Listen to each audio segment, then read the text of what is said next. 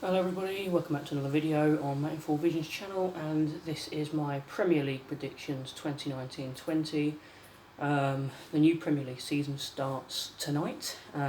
Liverpool take on Norwich, and I thought I'd wait. I was going to do this video earlier, but I thought I'd wait till the transfer window closes, and then I'd make this video today, because nobody can buy any more players now, so yeah, I haven't got a lot of time, so I'm in a bit of a hurry today, so I'll get on with this one very quickly. Okay, bottom of the table, I've gone for Sheffield United in 20th. Chris Wilder's a good manager, but their squad is very inexperienced, Sheffield United, and I can't really see them staying up. They could be the surprise package, but I can't see them staying up. Bottom at Christmas, and I think they'll be going down. 19th is Brighton. Graham Potter, yeah, he managed a bit in Sweden, but not very experienced at managing in the Premier League, and that's why I think Brighton are going down. 18th, I've gone for Southampton. Southampton, with their new, well, they're not a new manager, he came in about Christmas time last year, Ralph, let's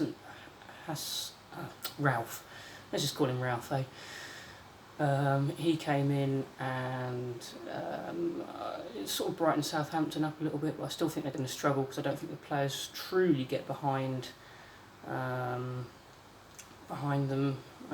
him, I should say. 17th, and just staying up, I've gone for Norwich. Norwich, one of the newly promoted teams. Going to be a tough start for them, playing Liverpool tonight, but I think they've got it in them. I think they've got it in them to stay up, and yeah, Norwich City, 17th.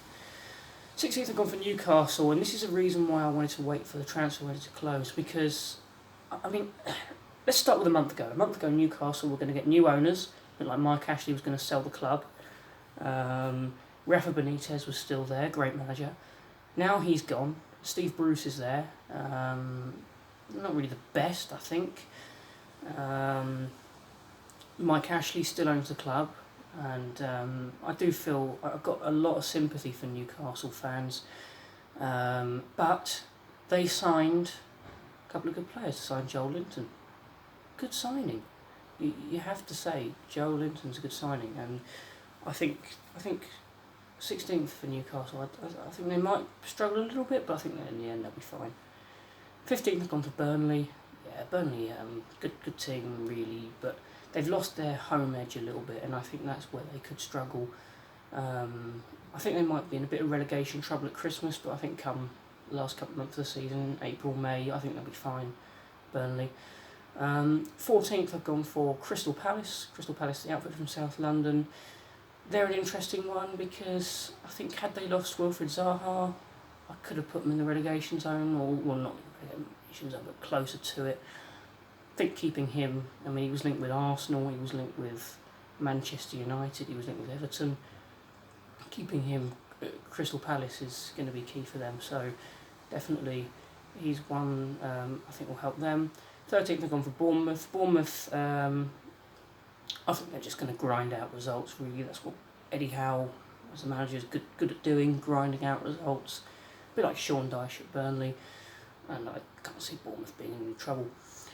12th's an interesting one, because it's Aston Villa, who I've gone for. Villa, the third team, have just come up, and you have to say, I mean, they're doing a bit of a Fulham last year. Fulham spent loads of money when they came up, and Villa have done the same, but the difference is Fulham just chucked money at it. Villa have gone and bought a lot of players, but they're players in positions they needed, and that's what I think is going to help Villa. They've also done well securing Jack Grealish at the club, when clubs like Tottenham were linked with him. So yeah, I can't see Villa being in trouble. I think this could be the start of something great for Villa. 11th, I've gone with West Ham. West Ham are an interesting one, because they are the sort of team that can go and beat some of the big boys, like your Liverpools or your Manchester Cities, your Arsenals, your Chelseas, your Tottenham. and then they'll go and lose to a team in the relegation zone, like a Brighton or a Sheffield United. So I think that's where West Ham's problem is, but I think 11th will be good for them, and if they can sort that out, they can aim to finish higher. 10th have gone for Watford. Watford are an interesting one because they tend to start well. I mean, last season they won their opening 4 games, and then they slip away, and I think they're going to do that again. 10th. 9th have gone for Everton. Everton could be higher. They're one of those teams that they really could be higher, but I don't think they will be at the moment. I think it's a very new look squad for Everton, and they're going to take a bit of time to rebuild it, but I think they could be higher in the table. Moise Kean from Juventus is a fantastic signing for Everton, and I'm sure he's going to do really, really well. So, Everton in 9th. In 8th, I've gone for Leicester City, the former Premier League champions from 2015-16. They'll never do that again, but they're really getting higher up the table, Leicester. They signed Dennis Praet yesterday on deadline day. Good signing. Securing Yuri Tielemans at the club. Good signing. I think 8th, but I think they really can push. 7th is an interesting one, because if you're not a football fan, there's probably certain football clubs you've heard of from England: Manchester United, Arsenal, Liverpool, possibly Tottenham. And over the last 10 or 15 years, you'd have to put Chelsea into that bracket. But Chelsea have got a transfer ban. Now, I can't actually remember why Chelsea have a transfer ban. Well, I can remember it roughly, but I won't go into the details and give you incorrect facts. But if anyone can remember why is Chelsea have a transfer ban, just put it in the comments, and I'll pin the comments so people can see. Because I don't want to give you any incorrect facts. I know it's something to do with youth players, I'm pretty sure, but anyway, and also Frank Lampard, as much of a Chelsea legend, he's inexperienced, and he is,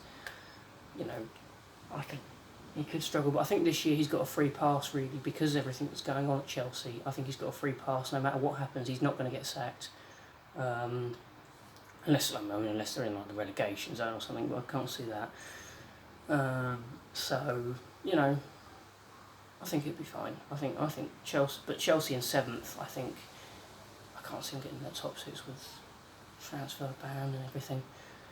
Right, 6th, I have gone for Wolves. I know what you're going to say, Wolves, but they're going to be playing in Europe, so it's going to be a struggle.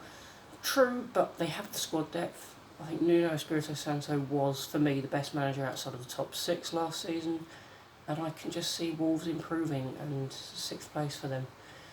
Right, it was a real thing between 5th and 4th, and I really wasn't sure for a while, and I kept going backwards and forwards, but I finally made up my mind for 5th and 4th. 5th, I've gone for Man United. Man United had a horrible end to last season. They lost something like 8 games, and they haven't really gone about their business too well. Dan James, good young signing, but they didn't secure Dybala at the club, Paulo Dybala, at the club, because Juventus didn't want anybody. They ended up selling Romelu Lukaku to Inter Milan, which is probably a good bit of business, but Paul Pogba's still there. And there's other names you could name that are still there that I think could be a problem for Man United. 4th, I've gone for Arsenal, and this is another one where I changed it because they of the business they did yesterday. They needed defenders. Nicolas Pepe in attack is good, but they needed defenders. And yesterday they brought 2. David Luiz from Chelsea, maybe not. A lot of Arsenal fans saying that's not a brilliant signing. I think it's pretty good for them. And Kieran Tierney from Celtic is a great signing. So I think Arsenal in 4th place. They're not going to be. I mean, they've still got people like Mustafi, Granit Xhaka, Kolasinac, I think it was a good bit of business getting rid of Koscielny. I mean, it was stupid what he did, refusing to go on the pre-season tour, not because he wanted to move away. I mean, I can see what Arsenal fans are saying, 9 years of captain, being their captain, and he's blown that all out the window by acting childish because he wants to move away. So I think they did a really good bit of business there, and I think they'll get top 4 this season. I think it'd be tight, but I think they'll get top 4. Third, I have to say it's going to be my team, Tottenham Hotspur. Good team. In Poch we trust. Pochettino, we did okay in the window. I mean, we didn't get Dybala. We managed to get Ndombele, a good midfielder. We managed to get Giovanni Lo Celso on the wing. We managed to get Jack Clarke, although we won't see him next season playing for Spurs because we've loaned him back to Leeds. We managed to get Ryan Sessegnon as a fullback. Not too bad. The squad we've got isn't good enough to win the league, but a third place finish, I'd probably be happy with that when you look at the 2 teams ahead of us. Right then, here we go. This is crunch time. Who have I got to win the Premier League? Who have I done it? Let's find out. Well, first of all, in second place, runners up, it's going to be Liverpool. Liverpool fans who might be watching, I know you wanted this to be the year, and some of you are sure this is going to be the year you're going to overtake Manchester City. I can't see it, guys. I really can't. You've got a great team, okay? So I mean, that front three, Salah, Firmino, Mane. What a front 3 you've got. But Manchester City are just that bit better. And that's how you're not going to win the league. And then that brings me on to the league winners, Manchester City. What a team.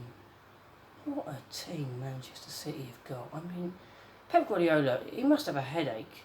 Because I don't think he's got the B team. I think he's just got an A team. He must have a headache when he's picking players. He must hope players get injured just so it narrows his choices down. They've got such a good team. And I can see them winning it. Rodri and the other guy they brought in, his name, good signings. They brought in Scott Carson as a kind of reserve goalkeeper yesterday from Derby. So, there you go. So, that's my Premier League table predictions. Just my opinion. I'll run through it again quickly. 20th Sheffield United, 19th Brighton, 18th Southampton, 17th Norwich, 16th Newcastle, 15th Burnley, 14th Crystal Palace, 13th Bournemouth, 12th Aston Villa, 11th West Ham, 10th Watford, 9th Everton, 8th Leicester City, 7th Chelsea, 6th Wolves, 5th Man United, 4th Arsenal, 3rd Tottenham, 2nd Liverpool, 1st Manchester City. So there you are. Don't forget to like and subscribe. And like I say, if you know why Chelsea got their transfer ban exactly, put it in the comments and I can then pin that comment and people can see. Alright guys, I'm going to end it here, so thanks for watching, and I'll see you in the next one.